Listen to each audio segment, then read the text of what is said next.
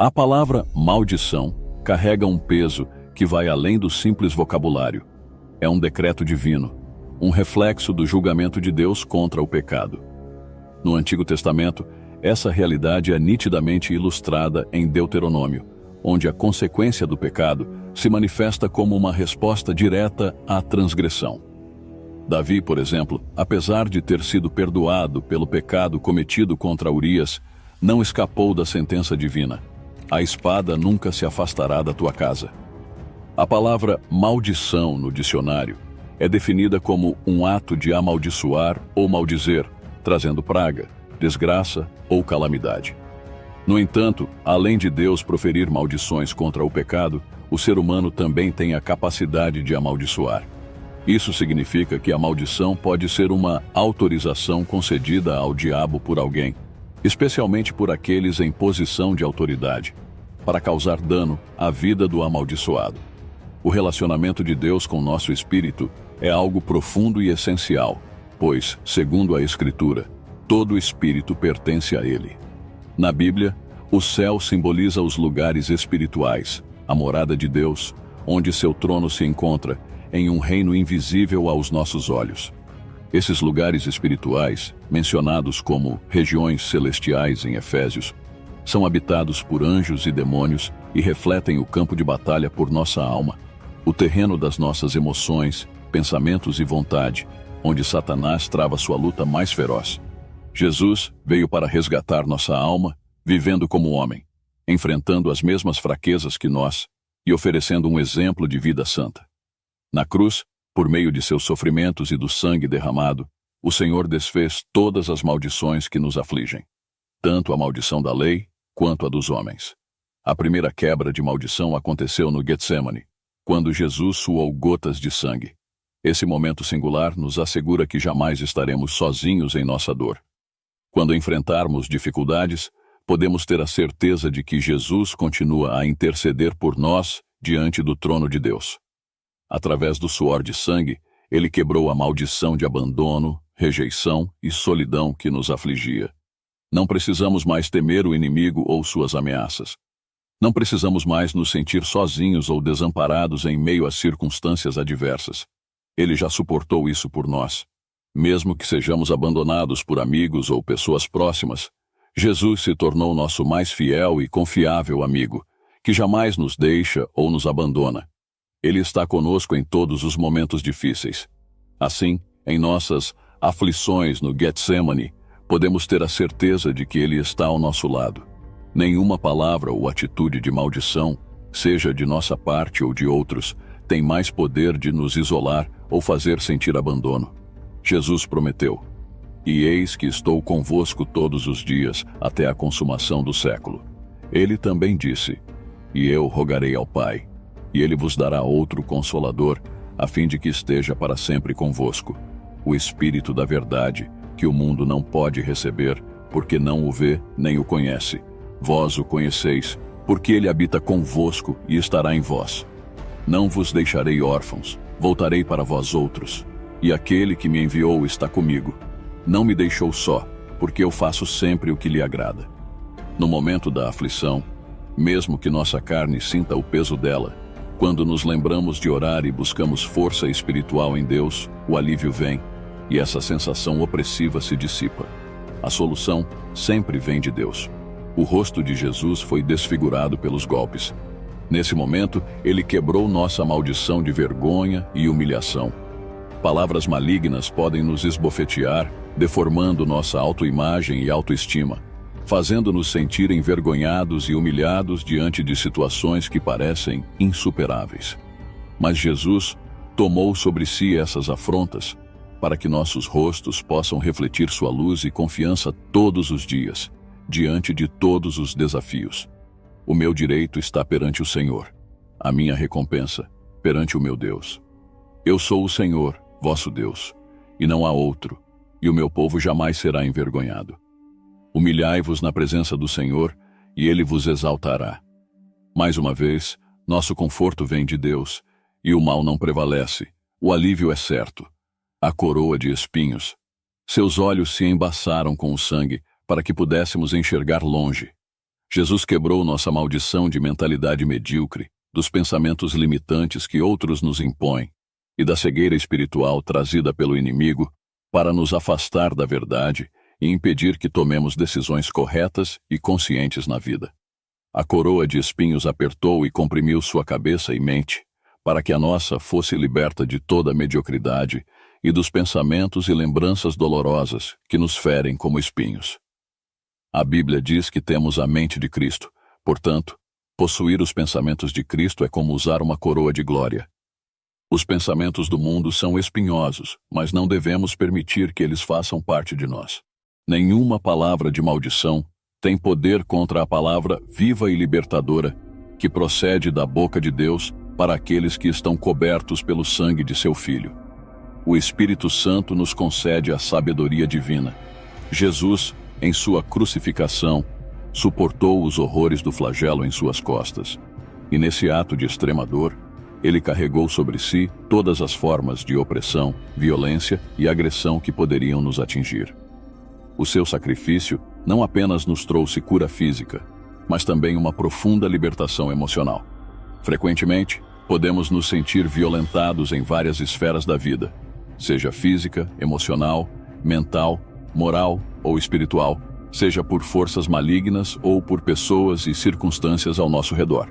Muitas vezes, palavras malditas podem abrir espaço para essas forças operarem contra nós. No entanto, ao meditarmos sobre os sofrimentos de Cristo na cruz, percebemos que qualquer agressão ou desolação que experimentamos é insignificante diante daquilo que ele suportou. Por meio do seu sangue e sacrifício, somos libertos e curados de todas as lembranças dolorosas de violência. As palavras de Isaías nos asseguram de que, na presença de Deus, todas as nossas lágrimas serão enxugadas e o opróbrio será removido.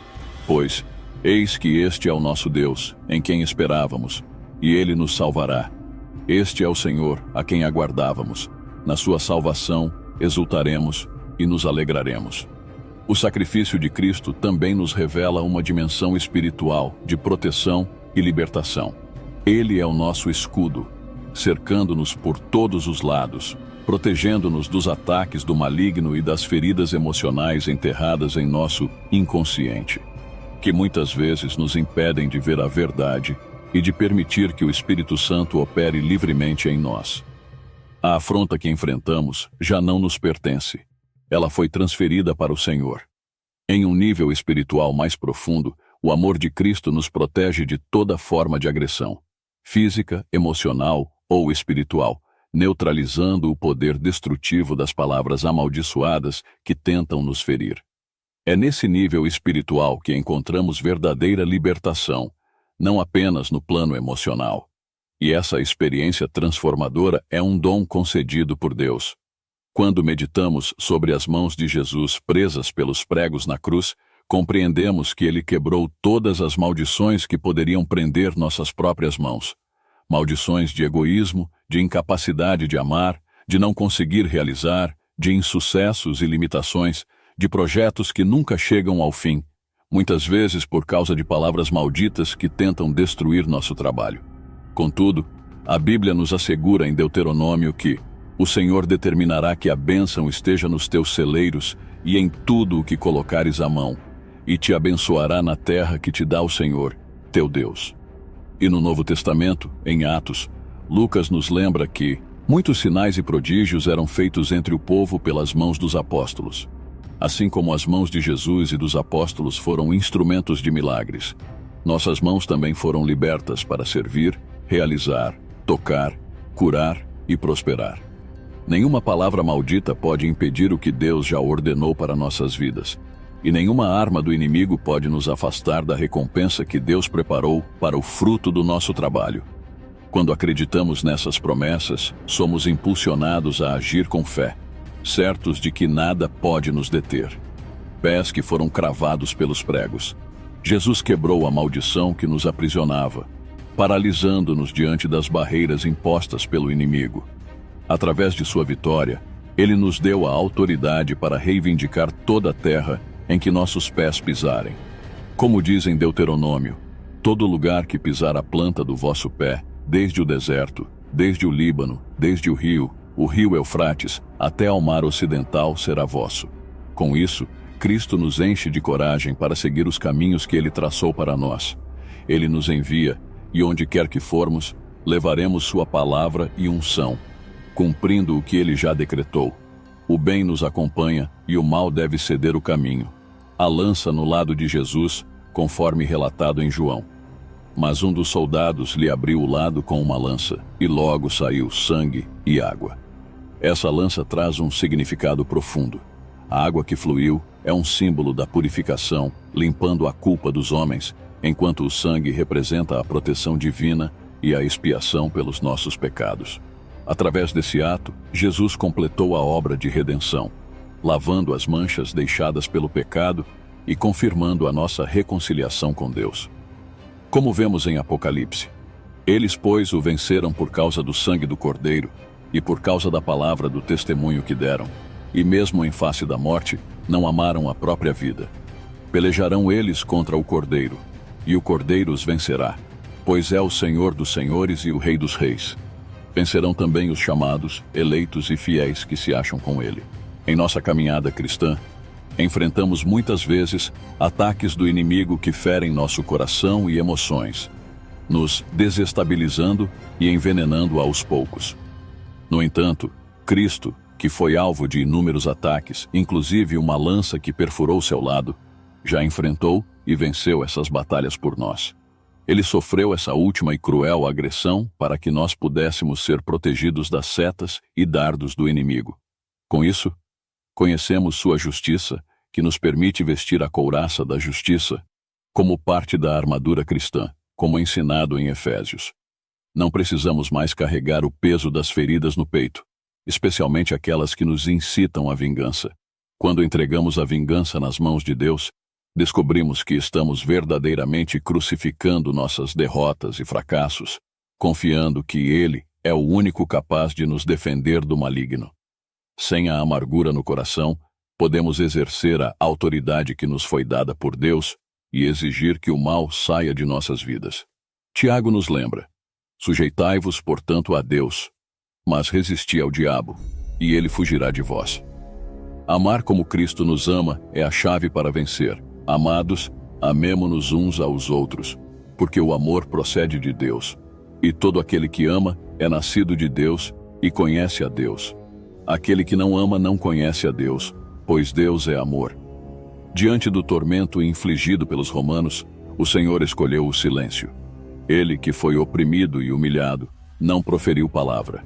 Como um cordeiro levado ao matadouro, permaneceu calado, sem retaliação, mesmo quando insultado e maltratado. Apesar de possuir o poder divino para encurtar seu sofrimento, Jesus não invocou sua autoridade celestial.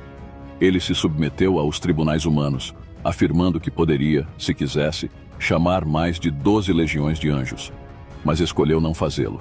Mesmo quando Pilatos questionou sua autoridade, Jesus lembrou que todo poder terreno vem de cima, evidenciando que sua entrega era um ato de submissão ao plano divino. O silêncio de Cristo quebrou a maldição que nos aprisiona em momentos de covardia e medo. Ele permaneceu mudo para que pudéssemos encontrar nossa voz, para que tivéssemos a liberdade de expressar nossa verdadeira identidade como filhos de Deus, fortalecidos contra as trevas. Seu exemplo nos ensina a arte da sabedoria, saber quando calar e quando falar, evitando cair nas armadilhas das provocações que nos levam a dizer coisas sem pensar para depois nos arrependermos. Como Eclesiastes nos lembra, não há um justo na terra que faça o bem e não peque. Portanto, devemos ser cautelosos com as palavras que ouvimos e com aquelas que proferimos. Esse é o verdadeiro combate espiritual. Aprender a lutar como Deus nos ensinou, através da oração, do louvor e da profecia de sua palavra. Sempre firmes na verdade que não pode ser algemada. No início da igreja, ao enfrentar ameaças, os discípulos oraram pedindo coragem para proclamar a palavra de Deus com ousadia, e o lugar onde estavam tremeu, todos foram cheios do Espírito Santo e continuaram a anunciar a mensagem com intrepidez. Jesus também nos prometeu que, diante dos desafios, não precisaríamos nos preocupar com o que dizer, pois ele nos daria palavras e sabedoria que nenhum adversário poderia resistir ou contradizer. Uma das maldições que foram quebradas na cruz é a dos rótulos que nos são impostos ao longo da vida. Esses rótulos, que muitas vezes aceitamos e até colocamos em nós mesmos ou nos outros, são frases limitantes e destruidoras que podem aprisionar nossa identidade. No Evangelho de João, vemos que foi Pilatos, uma figura representativa de Satanás, quem colocou o rótulo sobre Jesus. Jesus Nazareno, o Rei dos Judeus. Este título foi colocado no cimo da cruz, escrito em hebraico, latim e grego, de modo que todos pudessem ler. Quando os principais sacerdotes pediram para alterar a inscrição, Pilatos respondeu firmemente: "O que escrevi, escrevi." Esse gesto de Pilatos simboliza como o inimigo tenta nos rotular com identidades que não são as nossas. Rótulos são como sentenças que buscam nos aprisionar. Mas sob a autoridade do Espírito Santo, temos o poder de quebrá-los e de assumir nossa verdadeira identidade como filhos de Deus, com autoridade sobre todo o mal.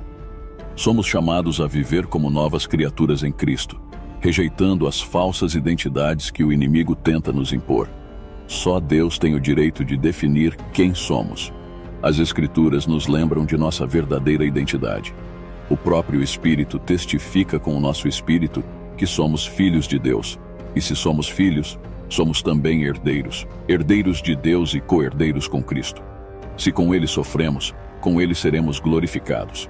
Portanto, é essencial que rejeitemos os rótulos que o mundo ou o inimigo tentam colocar sobre nós. Somos mais do que as palavras limitantes que nos cercam. Somos filhos e filhas do Altíssimo, capacitados por Ele para reescrever nossa própria história e viver a plenitude de nossa identidade em Cristo. Rasgar as vestes era um ato profundamente simbólico para os judeus, representando uma ferida interior, uma dor tão intensa que transbordava para o exterior. Em João, lemos: "Os soldados, pois, quando crucificaram Jesus, tomaram-lhe as vestes e fizeram 4 partes, para cada soldado uma parte, e pegaram também a túnica. A túnica, porém, era sem costura, toda tecida de alto a baixo. A túnica sem costura, que os soldados dividiram, carrega um significado espiritual poderoso. Para os judeus, as vestes representavam a essência da personalidade, a identidade de uma pessoa. Ao permitir que suas vestes fossem rasgadas, Jesus estava simbolicamente permitindo que nossas vestes espirituais fossem renovadas. Ele trocou nossas vestes de dor e sofrimento por vestes de alegria e vitória, dando-nos a oportunidade de nos revestirmos de santidade e justiça, como filhos do Rei.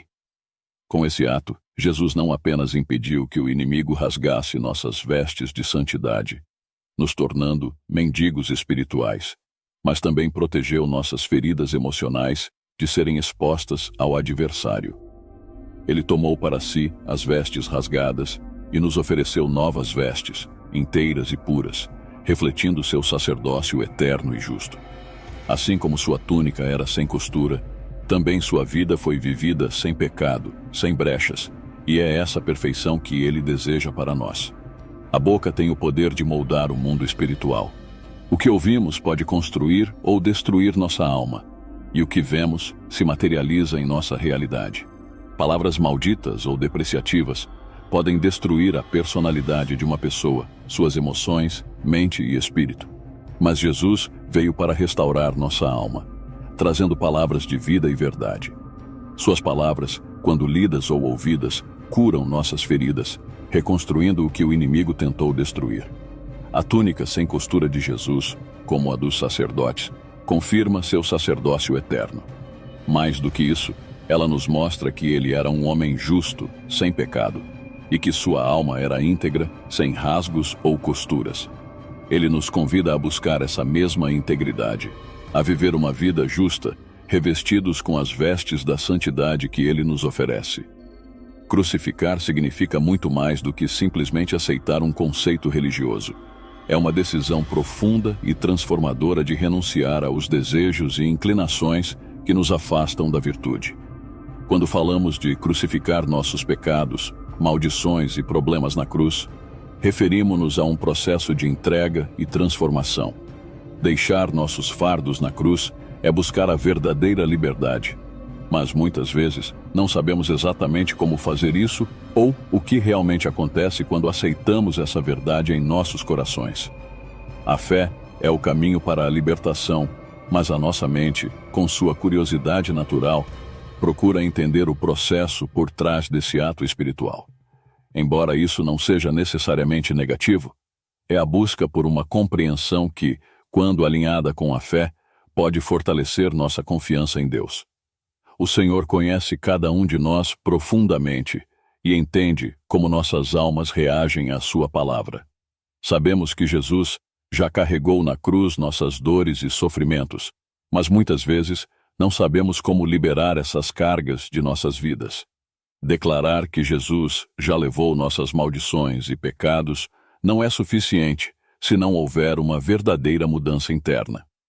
A palavra em Isaías 53 não deve ser vista como uma fórmula mágica ou um amuleto contra o mal, mas como uma verdade viva e poderosa que nos confronta com a realidade da cruz e nos leva ao arrependimento genuíno.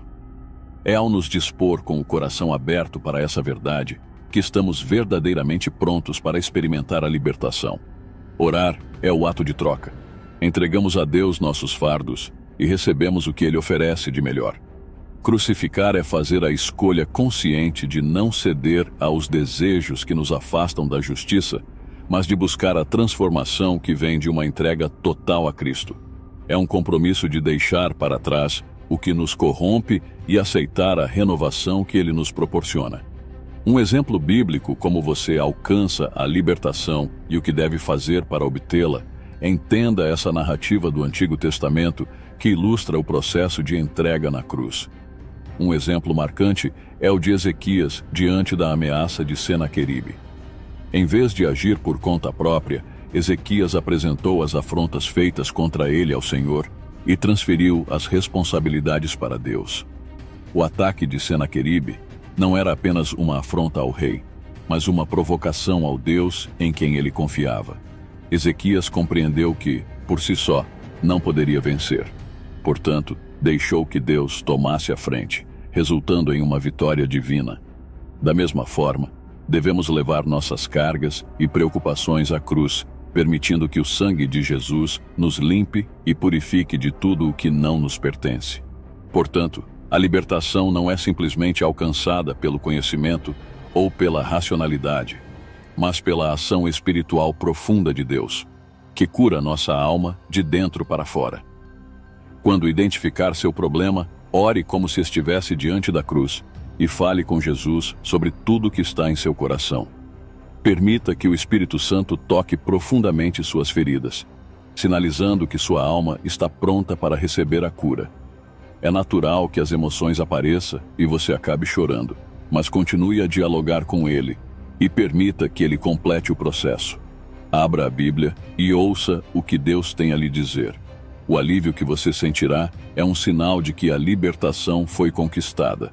Assim, por meio do sacrifício libertador na cruz, somos transformados em novas criaturas. O que éramos antes de conhecer Jesus torna-se parte do passado, e com ele, começamos a viver o presente e a construir nosso futuro. Contudo, o sacrifício de Jesus na cruz trouxe uma virada extraordinária. Ele desfez a maldição que pesava sobre a humanidade, rompendo o vínculo das maldições inscritas no livro da lei e abrindo o caminho para a vida eterna e para a presença do trono de Deus. Agora, não estamos mais sujeitos à condenação da lei. A salvação não vem por nossas obras, mas pelo sangue derramado por Cristo. A maldição que nos condenava foi carregada por Jesus em nosso lugar. Aqueles que aceitam Jesus em suas vidas são justificados e libertos. Os que o rejeitam permanecem sob a ira divina. Ainda assim, mesmo após sermos perdoados, as consequências de nossos pecados e das palavras malditas que proferimos podem continuar a afetar nossas vidas e as de outros. Para quebrar essas consequências, é necessário um novo posicionamento em Cristo. Confessar e renunciar às maldições que pronunciamos, aprender a abençoar, pedir perdão aos que magoamos e liberar perdão a quem nos feriu. Também precisamos restituir o que foi roubado e agir como discípulos verdadeiros, lutando pela justiça de Deus na terra. Em Cristo, somos novas criaturas, perdoados e herdeiros das suas bênçãos, desde que vivamos conforme a sua vontade. Contudo, aceitar Jesus como Senhor e Salvador não nos torna automaticamente perfeitos. Nosso espírito é recriado, mas nossa alma e corpo precisam acompanhar essa transformação. É por isso que Paulo nos exorta a desenvolver nossa salvação com temor e tremor, reconhecendo que nem ele havia alcançado a perfeição. Em termos práticos, nós devemos manifestar na vida material as bênçãos que Cristo já nos concedeu nas regiões celestiais. O Espírito Santo, por sua vez, é a força divina que recebemos ao aceitar Jesus como Senhor e Salvador. Ele passa a habitar em nós, tomando posse do nosso ser, inclusive do nosso corpo físico, que se torna o santuário de Deus. Por isso, precisamos do poder do Espírito Santo para resistir às investidas do inimigo, mantendo nosso corpo santo e puro. Assim, nossas emoções também serão protegidas e fortalecidas, alinhadas com nosso espírito e com a vontade soberana de Deus. Além disso, é por meio do Espírito Santo que o poder de realizar milagres, vindo do Pai, se manifesta em nossas vidas.